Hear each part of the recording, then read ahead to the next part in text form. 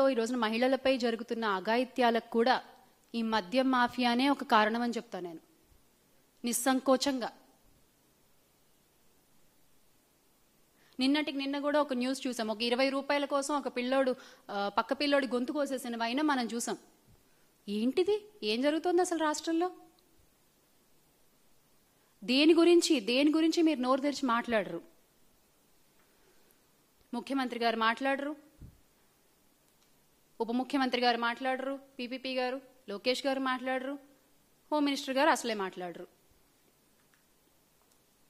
అంటే కూటమి నేతల దృష్టి ఎలా ఉందంటే, మాకు మద్యం షాపులు బెల్ట్ షాపులు విస్తరిస్తే చాలు, ఆరోగ్యశ్రీ లేకపోతే ఏంటి, మెడికల్ కాలేజీలు లేకపోతే ఏంటి, గ్రామ సచివాలయాలు లేకపోతే ఏంటి, గ్రామాలు ఏవైపోతే మనకేంటి అన్నట్టుగా ఉంది ఈ రోజున కూటమి పరిస్థితి, కూటమి వ్యవహరిస్తున్న తీరు. ఎంత కళకళలాడుతూ ఉండేయో జగన్మోహన్ రెడ్డి గారి నాయకత్వంలో గ్రామాలన్నీ కూడా ఈ రోజున అంత వెలవెలబోతున్నాయి ఈ మద్యం మాఫియా మూలంగా. ఈ మద్యం మూలంగా జగన్ గారు ఎంత సంక్షేమ పాలన అందించారో అంతకంతకి సంక్షోభ పాలన అందిస్తున్న ఘనత మూటగట్టుకుంటున్నారు ఈ కూటమి ప్రభుత్వం. ఎందుకు అంటే ఇప్పుడు మన ఉప ముఖ్యమంత్రి గారికేమో పీపీపీ గారికి హోంశాఖ మీద దృష్టి, హోమ్ మినిస్టర్ గారికేమో ఎంతసేపు పవన్ కళ్యాణ్ గారిని పొగడ్డం మీద దృష్టి, లోకేష్ గారికేమో ముఖ్యమంత్రి శాఖలపైన దృష్టి, ముఖ్యమంత్రి గారికేమో ఎంతసేపు ఏ ప్రమోషన్ చేసుకుందామా అనే దృష్టి. అంతే తప్ప ఈ రోజున ఈ నకిలీ మద్యం గురించి కానీ, ఆగిపోయిన ఆరోగ్యశ్రీ గురించి కానీ, ప్రైవేటు పరం చేస్తున్న మెడికల్ కాలేజీల గురించి కానీ, కల్తీ ఆహారం తిని చనిపోతున్న, కల్తీ నీరు తాగి చనిపోతున్న గిరిజన బాలికల గురించి కానీ, గురుకుల పాఠశాలలో చదువుతున్న బాలికల గురించి కానీ ఎవ్వరు మాట్లాడరు. ఏమన్నా అంటే మాకు అండర్స్టాండింగ్ ఉంది, మాకు మేము స్నేహపూర్వకంగా శాఖల మధ్య అండర్స్టాండింగ్తో పనిచేస్తున్నాము అని చెప్తారు. మీరు పనిచేస్తే ఎవరు అడగరు కదా మిమ్మల్ని. లేకపోతే ఇదేనా మీ పనిచేసే వైనం? ఈ రోజున గ్రామాలన్నీ కూడా వెలవెలబోయి నాశనం అవుతున్నాయి. దానికి సమాధానం ఎవరు చెప్తారండి? అందుకే ఈ రోజున వైఎస్ఆర్ కాంగ్రెస్ పార్టీ ఒకటి కాదు, గ్రామ స్థాయి నుంచి రాష్ట్ర స్థాయి వరకు ప్రతి ఒక్కళ్ళు కూడా కల్తీ మద్యం వద్దు, మాకు మెడికల్ కాలేజ్లో ముద్దు అంటూ ముందుకొచ్చి కదిలొచ్చి కోటి సంతకాల కార్యక్రమంలో వాలంటరీగా సైన్ చేస్తున్నటువంటి పరిస్థితిని చూస్తున్నాం మనం.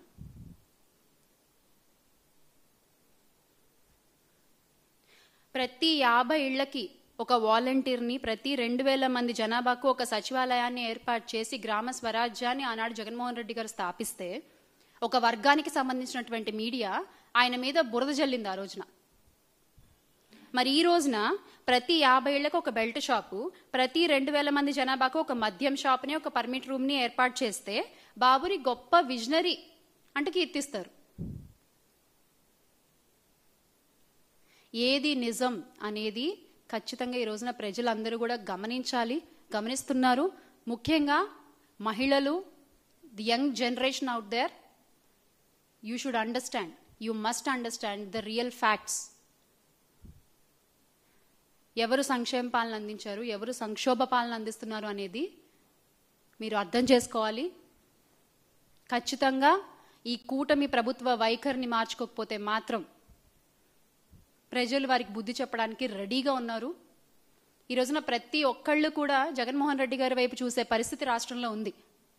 అది రైతులు కావచ్చు, స్టూడెంట్స్ కావచ్చు, నిరుద్యోగులు కావచ్చు, ఎవరైనా సరే, మహిళలు కావచ్చు, ఖచ్చితంగా వాళ్ళందరూ కలిసి మళ్ళీ ఆయన్ని ముఖ్యమంత్రి చేసుకోవడానికి రెడీగా ఉన్నారు. సో ప్రతి ఒక్కళ్ళు కూడా ఆలోచించి రాష్ట్ర భవిష్యత్తు నిర్ణయించుకుంటారని భావిస్తూ make Andhra great again with Jagan అన్న. జోహార్ వైఎస్ఆర్, జై జగన్.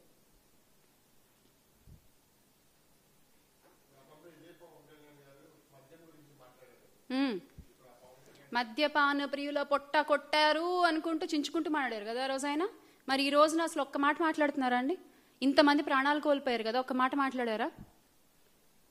మనం చేసింది ఏంటి అంటే, జగన్మోహన్ రెడ్డి గారు చేసింది ఏంటంటే, ఇన్ని మంచి పనులు చేసి కూడా ఎక్కడా ఆయన ప్రమోషన్స్ చేసుకోలేదు, మద్యాన్ని కంట్రోల్లోకి తెస్తూ కూడా ఆయన తీసుకున్నటువంటి చర్యల మీద ఆయన ఎక్కడా ప్రమోట్ చేసుకోలేదు.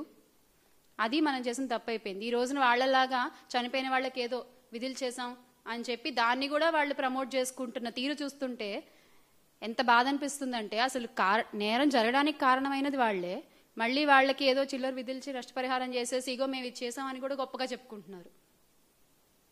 ఖచ్చితంగా ఇది కరెక్ట్ కాదు కదా.